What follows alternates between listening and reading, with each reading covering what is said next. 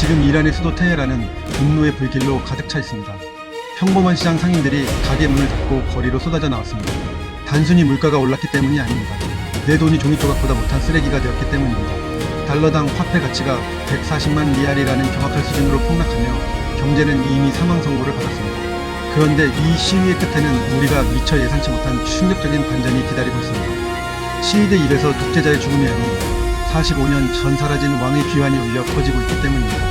이란의 운명을 결정지을 이 거대한 폭풍의 실체와 그 배후에 숨겨진 지정학적 암투를 지금부터 나눠서 파헤쳐보겠습니다. 이 영상이 끝날 때쯤 여러분은 중동의 화약고가 왜 지금 대폭발하기 직전인지, 그리고 이것이 대한민국 경제에 어떤 재앙을 불러올지 명확하게 이해하시게 될 것입니다.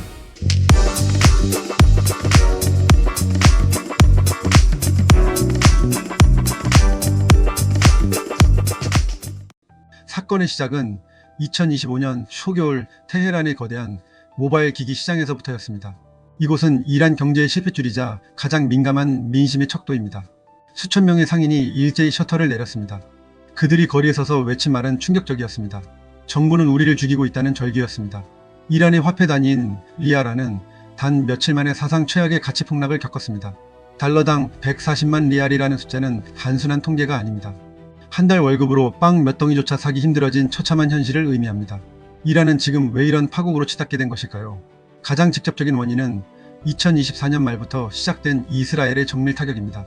이스라엘은 미국의 무기 아래 이란의 핵심 핵시설과 군사기지를 공습했습니다. 나탄즈와 포르도 같은 지하 핵시설이 타격을 입었다는 소식이 전해지자 시장은 즉각 반응했습니다. 서방과의 핵 협상이 타결되어 제재가 풀릴 것이라는 마지막 희망이 불꽃처럼 사라진 것입니다. 40년 넘게 이어진 경제 제재라는 쇠사슬에 묶여있던 이란 경제의 심장이 마침내 멈춰 서기 시작했습니다. 이번 시위가 과거와 다른 결정적인 차이점이 있습니다. 2022년 마흐사 아미니 사건 당시에는 젊은 여성들이 히잡 강요에 저항하는 문화적 충돌이 중심이었습니다. 하지만 2025년의 이 시위는 생존 그 자체를 위한 몸부림입니다. 이제는 20대 청년들 뿐만 아니라 50대와 60대 장노년층 가장들이 거리로 나왔습니다. 자식들에게 줄 약값이 없고 저녁 식탁에 올릴 빵이 사라진 분노는 그 어떤 무력 진압으로도 잠재우기 힘든 법입니다. 여기서 우리가 주목해야 할 매우 기이한 장면이 포착되었습니다.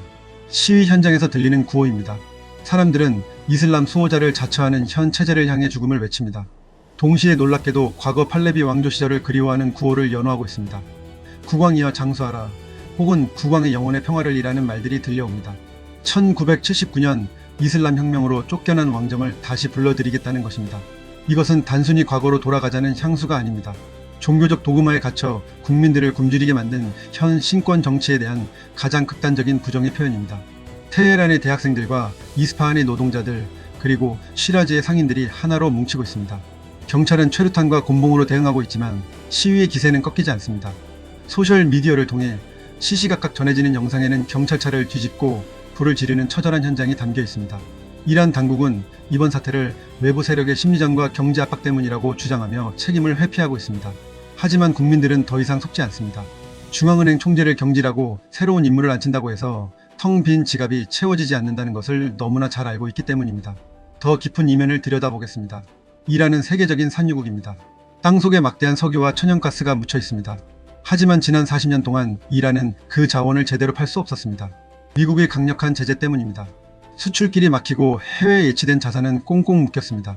한때 중동에서 가장 부유하고 개방적이었던 나라가 지금은 전 세계에서 가장 고립된 섬이 되어버렸습니다. 이런 상황에서 이란 지도부가 선택한 길은 내부 통제 강화와 대리전을 통한 외부 갈등 조장이었습니다.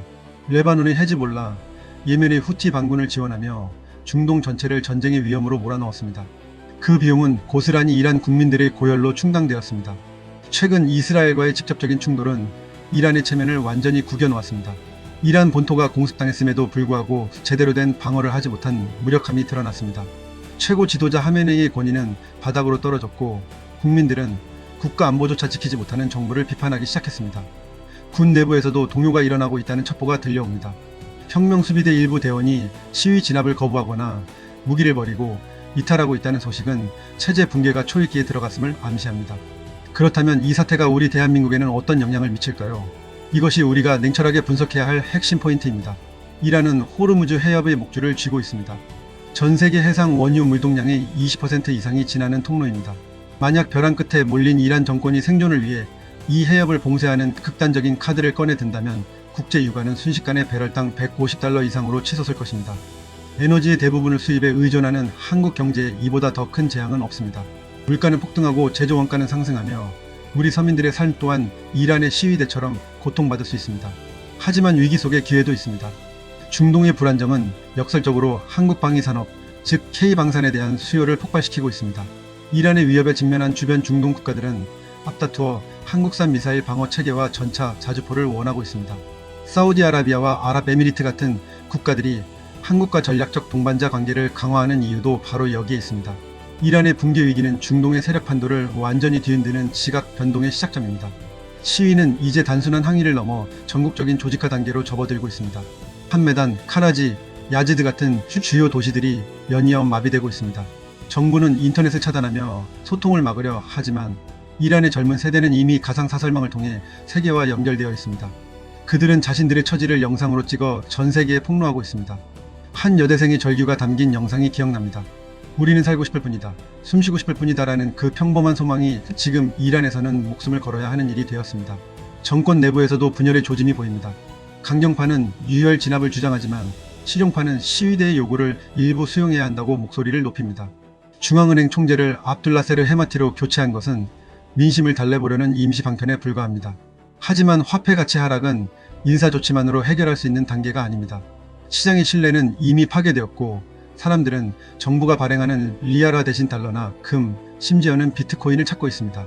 경제 시스템 자체가 사실상 무정부 상태에 빠진 것입니다.